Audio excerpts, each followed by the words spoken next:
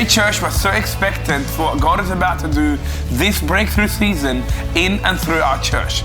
Breakthrough is a holy month for us as a church that we dedicate to God. We get to pray, sacrificially give above and beyond our tithe and offering, and fast to experience the miracle working hand of God and unlock His accelerated favor over our church and your life. Echo Church is a story of the faithfulness of God that was activated through the practical faith of the people. What God has done in the last year is beyond anything we could have planned for. And what God is continuing to do is infinitely and abundantly more what we could have asked or imagined. This is why we're ready to pray and fast in the supernatural to see God move in the natural, as well as giving above and beyond sacrificially in the natural to see God move in the supernatural. We're urging you to pray, plan, and give sacrificially towards building the next season of what God is about to do in our church. This year we're believing for God to provide $300,000 through every single individual who is a part of Echo Church towards this year's Breakthrough Initiative, Building Our Home. We're investing all this money towards two particular major projects: expanding our church facilities to make our church home more comfortable, and relaunching our Echo Kids services to train the kids of this house in the way of the Lord, in the most effective and engaging way possible. We can't wait to pray as we meet over the next few Fridays. We can't wait to give above and beyond on the last Sunday of this month. We can't wait to fast to see the miracle working hand of God move in our midst. We can't wait to practically sacrifice to see breakthrough in our church and in your world. We can't wait to bring this holy and sacrificial breakthrough offering to the house of God on the last Sunday of this month, and to celebrate what God is about to do in and through our church. We love you guys, and we're so excited to do this breakthrough season together.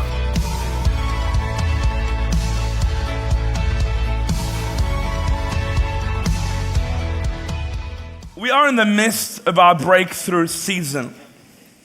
Breakthrough. Breakthrough, it's a biblical moment of divine intervention. It's easy in the context of God's will and God's purpose to build good plans, to build good systems, to have a good preaching, or to even have a good worship and plans and structures. But in the midst of everything, you fail to encounter the miracle working hand of God. One of the biggest fears I have as a leader is to become so good at my job that I no longer need the presence of God with us. Wow. And this is the reason since we started this church. When we started this church, we had nothing.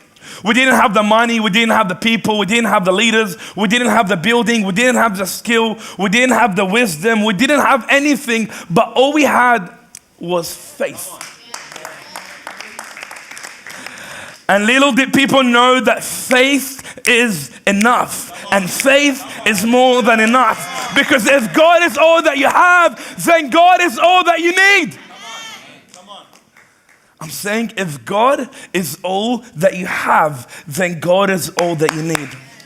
And since the beginning of the church, we always had the August as breakthrough season. We decided that we're not planning to play church, we're not planning to play religious karaoke, but we're gonna see the miracle working hand of God move in our church, move in our world, move in our life. And that's why by the grace of God, as we will put our faith and trust in God, we have seen a miracle after miracle after miracle, and a breakthrough after breakthrough after breakthrough.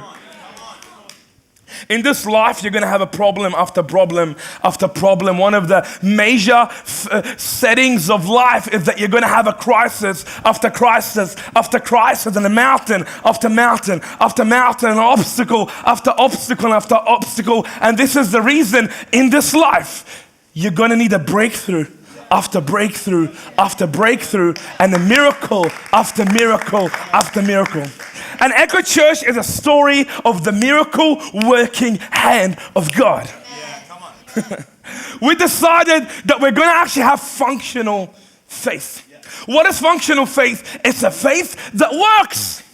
How many people here have been standing stuck in front of the exact same mountain? Yeah. For the last years, you have been going around the exact same wall, the exact same problem, the exact same mountain, the exact same stronghold. You have been stuck and you don't know what to do. Yeah. A lot of people have a dysfunctional faith. Dysfunctional faith, it's a faith that doesn't work. Because you don't need dysfunctional faith, you need functional faith. See, dysfunctional faith, it's faith empty. Functional faith is faithful. Faith that is faithful. A faith that is faithful, it prays until God moves. A faith that is faith-filled, it gives until God moves. A faith that is faithful, it fasts in desperation until God moves. Because when God isn't moving, you need to move Him. And when the miracle isn't happening, you need to go after Him. I'm saying when God isn't moving, you need to move Him. So how do you deal with that problem, with that impossibility, with that mountain, with that wall that have been stuck in front for the last years? Every single person under my voice, every single person, there's a wall, there's a mountain, there's a stronghold, there's an obstacle, there's an impossibility that have been in front of you for the last years. And God sent me this morning, this night, to tell you that there is a way out. Because it is impossible. I'm saying it is impossible to move God without faith.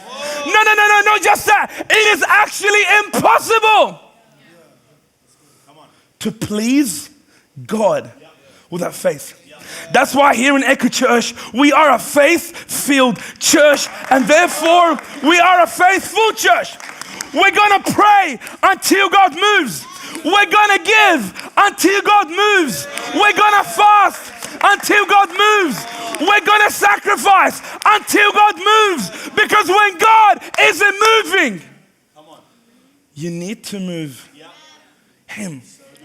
A lot of people, churches, and Christians are stuck because of their dysfunctional faith.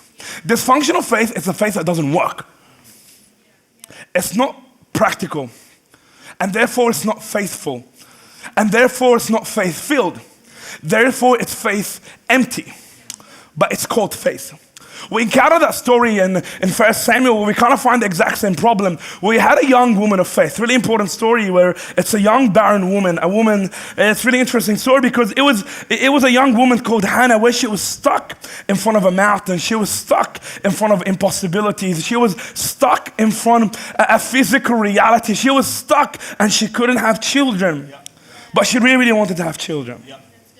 This gets a bit worse, and therefore this gets a bit deeper. She wasn't just stuck in front of the problem and the mountain of not being able to have kids. She was actually depressed. She was depressed, and she was in so much emotional, spiritual pain and agony in her soul. She was depressed.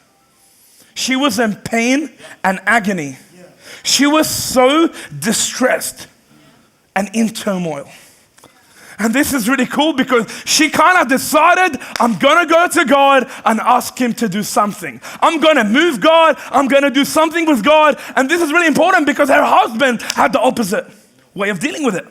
See, because she didn't have kids, men tend to be really practical and women tend to be really spiritual. Men tend to be really functional and women tend to be really emotional.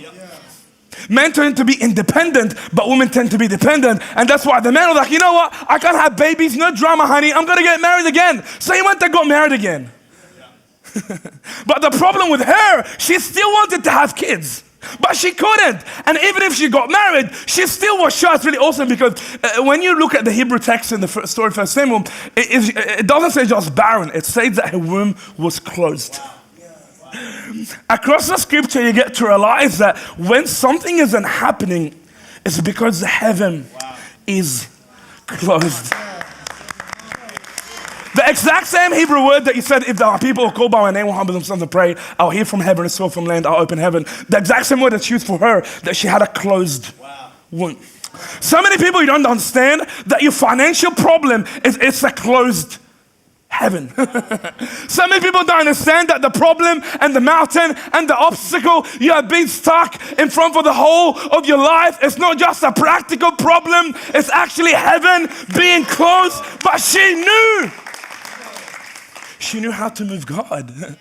She knew how to open heaven, and she knew how to unlock her breakthrough. This is really important. She knew how to move God. She knew how to open heaven. She literally said, God, open my womb. I'm saying to you, a lot of people here, the problem isn't practical. The problem is spiritual. I love, she's the first person in the Bible to call God the Lord of Heaven's armies. She had spiritual insight and a revelation to the spiritual nature of God. That there is another dimension. That not everything that you see is what you see, but there's something behind what you see. A lot of people have no idea, and that's why she was able to be faith-filled, not faithless. On the other hand, her husband, he had dysfunctional faith. What is dysfunctional faith? He didn't pray, he didn't give, and he didn't fast. We kind of encounter first Samuel said, Hannah in deep anguish crying bitterly as she prayed. She said, "O Lord of heaven's armies, if you would look upon my sorrow," I want you to catch the next one, "and answer my prayer and give me a son, I will give him back to you." This is the secret of the text. It's a faith-filled faith, a faithful faith, a faith that is not faith empty, but faithful, a faith that prayed, a faith that gave, and ultimately a faith that fasted. Yeah. These are the three secrets of the text, is that she prayed to the Lord of Heaven's army. She prayed passionately. Yeah. Faith prays until God moves. This is really important. And a lot of you, you're secular, you don't understand prayer. You think I'm Jesus, thank you for the food. Amen. That's not prayer. That's nice. It's just not prayer. Come on. She prayed, and it gets better. It said, it said, "Can you answer my prayer and give me a son? Wow. I'll give him back to you." This is kind of pointless. Like, God, can you give me money so I can give it back to you? It's like, what's the point? Just keep it anyways, man. But she kind of understood the faithful faith. Faith-filled faith prays passionately until God moves. Faith-filled faith gives sacrificially above and beyond. She gave her own son that she might have until God moves. And ultimately it said that she didn't eat. It said every time she would be reduced to tears and she wouldn't even eat. She prayed until God moved. She fasted until God moved. And she gave until God moved. And this is the reason this breakthrough season, since we're the initiation of the church, since we started, we didn't have the money, we didn't have the people, but we had the faith, and that faith had to become faithfulness, because a faith that is not faithful is not faith. Yeah, that's right. Because it is impossible. I'm saying it is impossible to please God without faith. It's impossible. There is no other way. And it is impossible to move God without faith. On the screen it said Hebrews, that it is impossible. By faith we understand that God exists, and I love it. It said that He rewards. Who's here keen for the reward? See, Hannah was able to unlock the reward. She was able to unlock the reward in the spiritual economy of faith. She prayed, she gave, and she fasted. People in the Old Testament particularly, they gave at least 28% of the income. 10% was the tithing. So tithing is not generosity. It's not free will offering. Tithing is just obedience. If you don't do it because you're arrogant and rebellious. Different story for a different time. Tithing is not generosity or free will offering. It's obedience. See, they also gave another 10% to the temple offerings, which was different projects or different festivals of the temple. But the people of God also gave 5 to 8% to the orphans, to the widows, and to the refugees. The people of God were super, super generous people. They tithed to the house of God.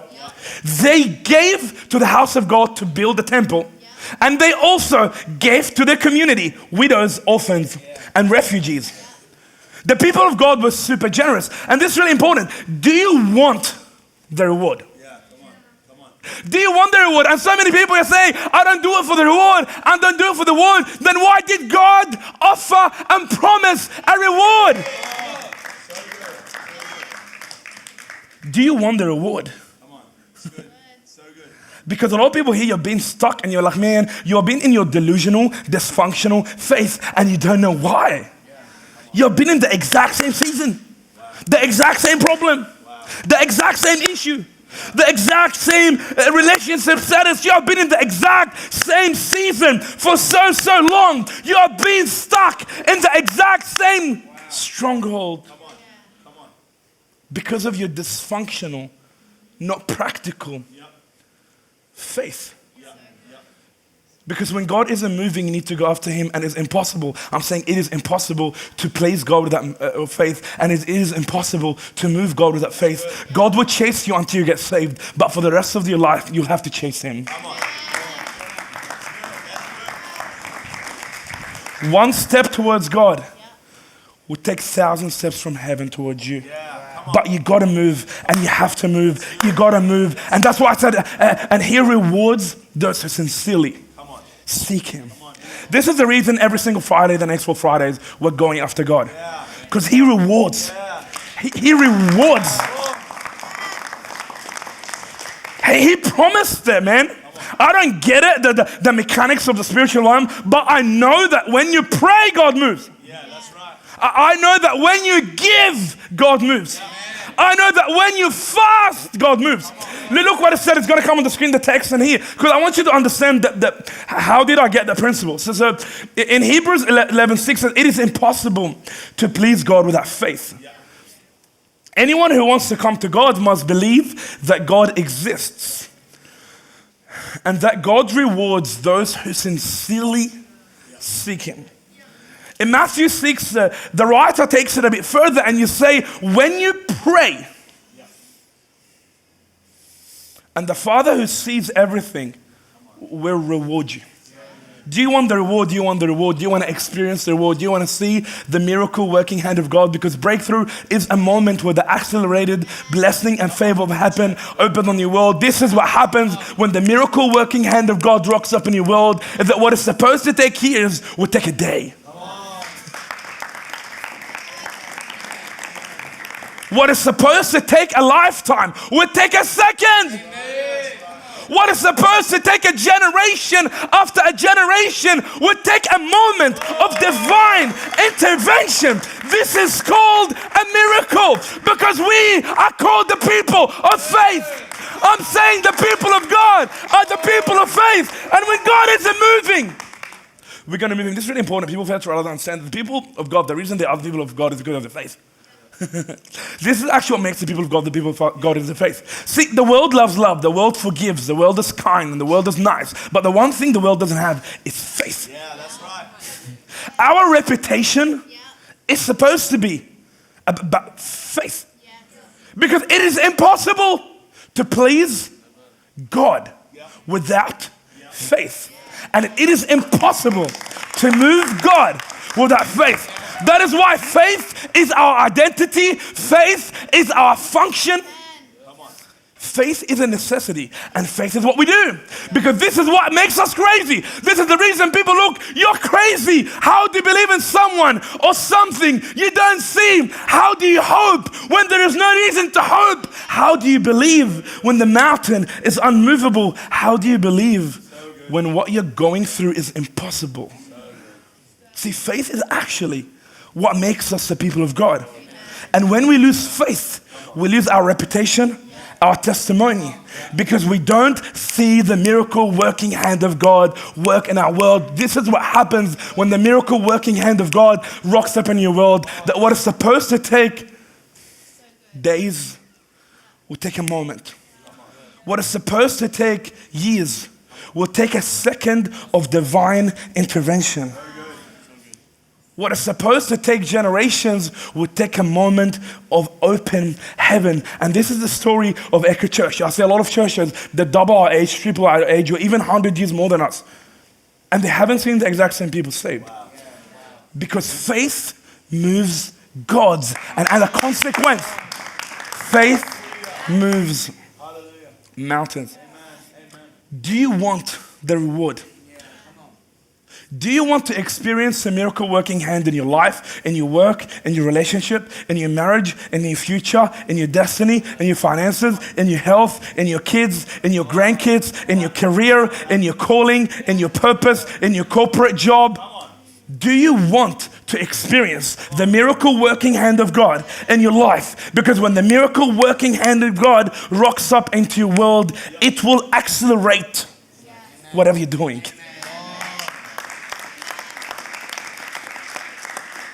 Breakthrough is about accelerated favor. When God rocks up and accelerates His purpose, His destiny for your life. So it said, so when you pray, and the Father who sees everything will reward you. And when you give, and the Father who sees everything, He will reward you. And when you fast, so this is the 3 chords of faith. It's really important because, again, the point of this message is functional faith, meaning faith that works.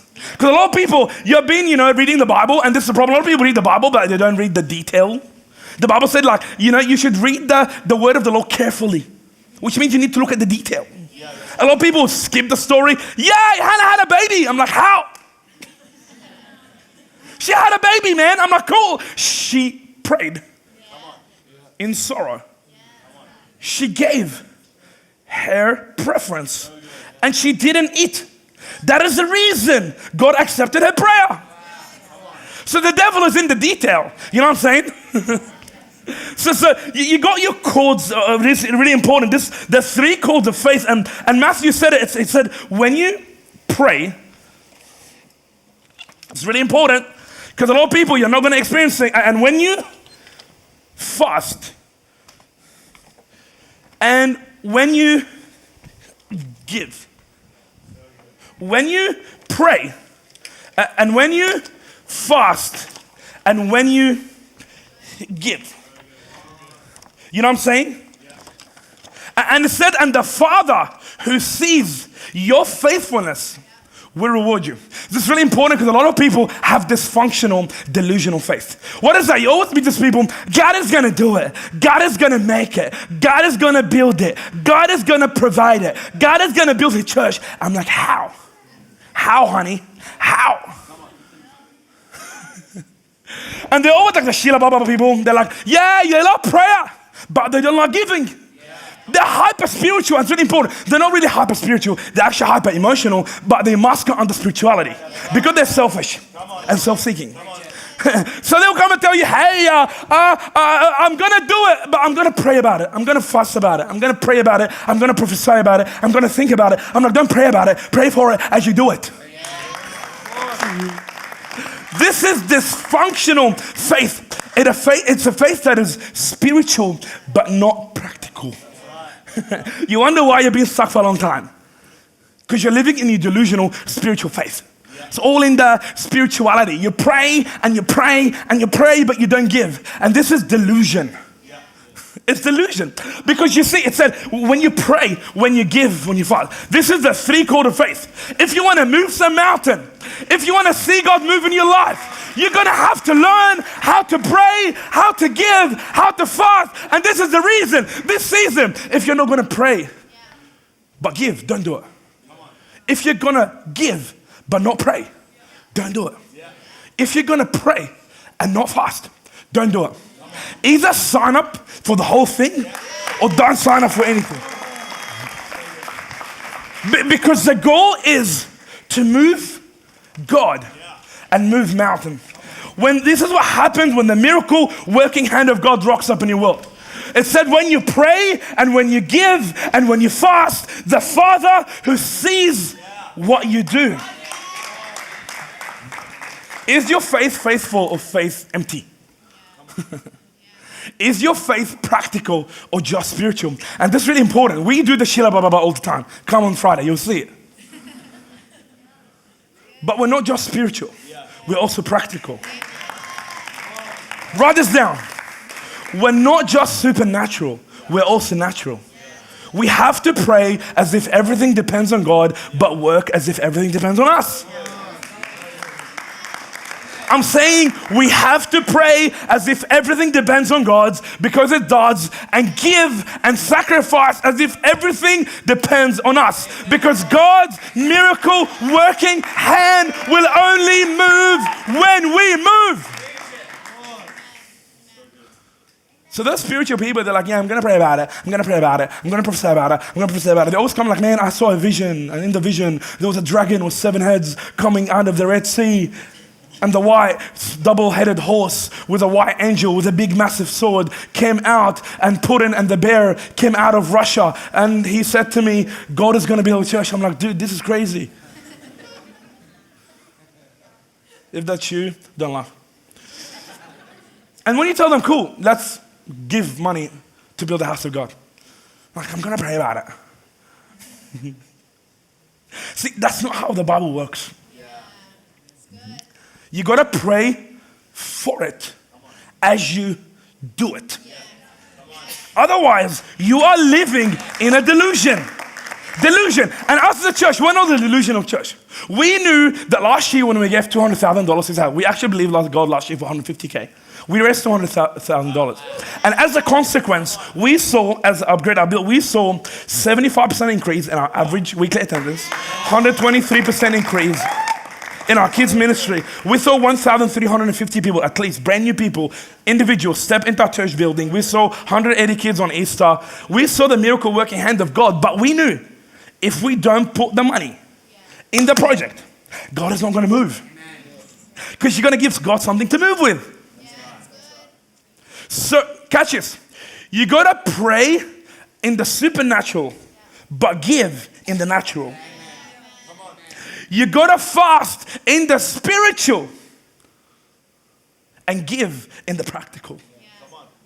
So that's the thing. When you pray, you're moving God in the supernatural to affect your natural. But when you give, you're moving God in the natural to affect the supernatural. And both worlds are really connected. I'm saying both of them. The spiritual is connected to the practical, and the practical is connected to the spiritual. The natural is connected to the supernatural. And that's why the Bible is both spiritual and practical, natural and supernatural. And that's why this season, we're not just praying, and we're not just giving, and we're not just fasting. So good. Come on. We will be praying every Friday the next few weeks. We're moving in the supernatural to see God move in the natural. And then we're landing the whole thing on Sunday the 26th as we really bring this amazing, holy offering to God. Every single year, our people are so generous. God moves their heart, and that's the beauty. God gave me the vision, but God gave you the provision.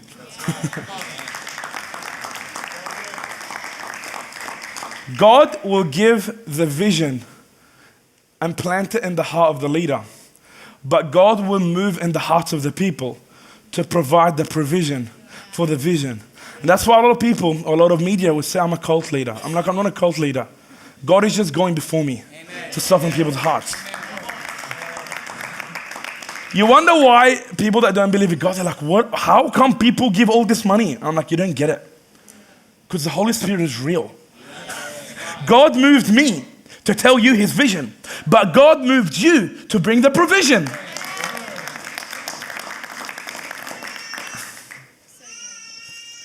So you pray in the supernatural for God to move in the natural, and you give in the natural for God to move in the supernatural.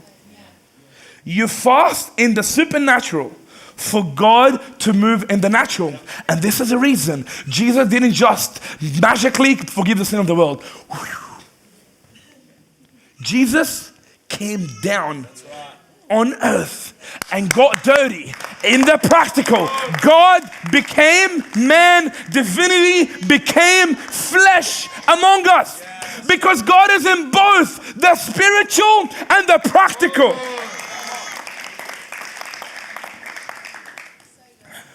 So you really do have two types of hyper-practical people. That they would give, they would build, they would sacrifice. It tend to be mostly men, but they wouldn't pray or fast. Yeah. But you also have your hyper-spiritual people. They will pray and fast and not give. But functional faith only works with both. Come on. So good. So good. I'm saying functional faith has to be in the natural and the supernatural.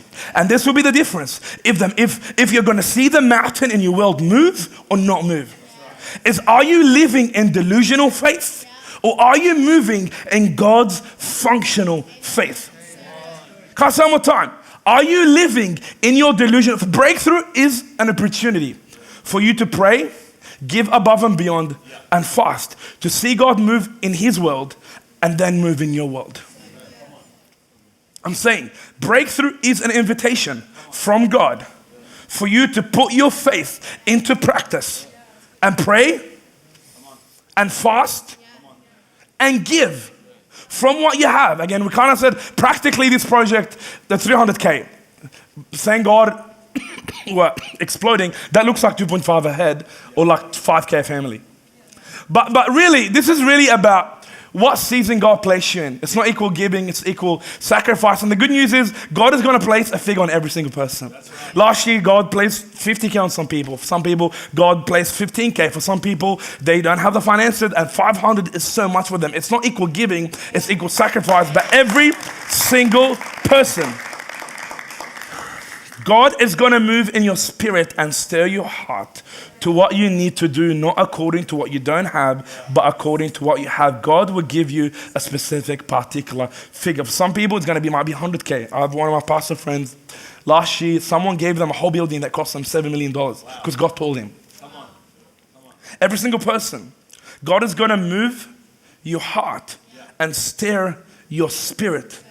Anybody enjoy that video? Like, can you give it up for the team? So God moved me to move you.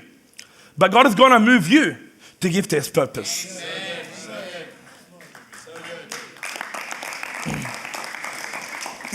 Look what it said. It said, Hannah was in deep anguish, crying bitterly. Oh Lord, if you look upon my sorrow and answer my prayer.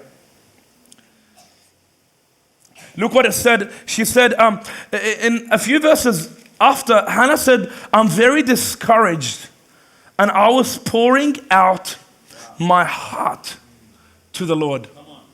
Prayer is about pouring out your heart to the Lord. Prayer is about pouring your deep desires, hopes, longing, and dreams to the Lord. Prayer is you opening the depth of your heart, of what you want, of what you really, really, really want, in hope that God, maybe He will answer. Prayer is hope. This is really important. Prayer is you pouring out your heart to the Lord. Prayer is you opening your heart to the deep desires, hopes, wants, and longings. The places they have been wanting God to move for so long. That's why hope is so hard and hope hurts, because hope makes you vulnerable. Hope makes you reach to the deep places of your longings, to the deep places of your hopes, to the deep places of your dreams, where life have crushed your hopes, where life have destroyed your desires. With life has faded your visions, and life has destroyed your dreams and crushed your hopes, and hope hurts because hope makes you vulnerable. But this is what people understand. Faith is, in essence, is a hope. Faith actually is a confident hope. Hebrews 11:1 said this way. He said, faith is a confidence that what we hope for will actually happen. I'm saying faith is a confidence that what we hope for will actually happen. Faith gives us assurance about the things we cannot see. By faith, we understand that the whole universe was formed by the command of God, that everything that we see was once a word in the mouth of God. Faith is hope. Faith is a confident hope. It reaches down to the place of your pain and your disappointment. And this is the reason hope is hard, because you're trying to raise your expectation beyond your experience But as life crushes your expectation, you feel disappointed and discouraged. So most people, as they get older, they prefer not to hope rather than hope and get their hopes crushed. I'm saying most people, as they get older, they prefer not to hope rather than hope and get their hopes crushed. Because hope hurts, because it makes you vulnerable. It reaches to the places where you have believed God for and it didn't work. It reaches you to the places where you have given to God and it didn't work. It reaches you to the places where God told you to go and you went and it failed. It reaches you to the places where you believed God to move and He didn't move. And that is why this season you need to get your hopes up. God is saying, get your hopes up, get your hopes up, get your hopes up, because faith happens when you get your hope up. Get your hopes up, man. In this card, we have two things. The second one is offering, but the first one is, what are you believing God for? Or, what do you want from God? Faith happens when you realize what you want. I'm saying faith happens when you realize what you want. What are you believing God for this season? And please don't tell me I'm believing God to read my Bible more. Last year there was someone put on that wall outside, I'm believing God to read my Bible more. I'm like, just wake up early tomorrow, bro, and open your Bible. You don't need God for that. What are you believing God for that you can't do? What mountain of impossibility that you believe in God to move that you have been stuck in front for the last 10, 20, 15 years? For some people, it's for you to get married. For some people, it's for you to have the money to get married. For some people, it's for you to find a husband and a wife. For some people, it's for your son or daughter to know Jesus. For some people, it's for you to find a better job. For some people, it's for you to find your purpose or your career or your calling. For some people, it's for you to start a business. For some people, it's for God to give you a promotion. For some people, it's for you to buy a house. But the question is, what are you believing God for? Because prayer is you pouring out your heart to God. So the question is, what's in your heart? Faith happens when you realize what's in your heart. That's why every time Jesus went to a sick person, He told them, what do you want? So the guy is sick, man. And Jesus told him, what do you want? And they say, I want to be healed. And then He tells them, cool, your faith has made you well. What do you want? What is the deep desire of your heart? What is your longing? What is the desire of your heart? What do you want? And my prayer this season is that as you believe God for what you want, and as you give God what He wants, that He will fulfill the desires of your heart. This is actually how the story lands. Look what it said. At the end it said, Eli said, go woman, may God fulfill the desire of your heart. And this is really what the season is about. That as you believe God for what you want, and as God tells you what He wants, and as you give God what He wants, even though it's what you want, that God will fulfill the desire of your heart. I'm saying this is the purpose of the season, that we will go for what you want, that you believe God for what you want, and as you give God what He wants, as you believe God for what you want and give Him what He wants, He will give back what you want. That's exactly what happened. She said, God, if you give me a son, I will give him back to you. So God gave her what she wanted, but then she gave God what He wanted. And as a consequence, God gave her more sons. What do you want, man? What do you want? And what does God want? What does God want? I'm saying, what do you want? What do you want? And what does God want?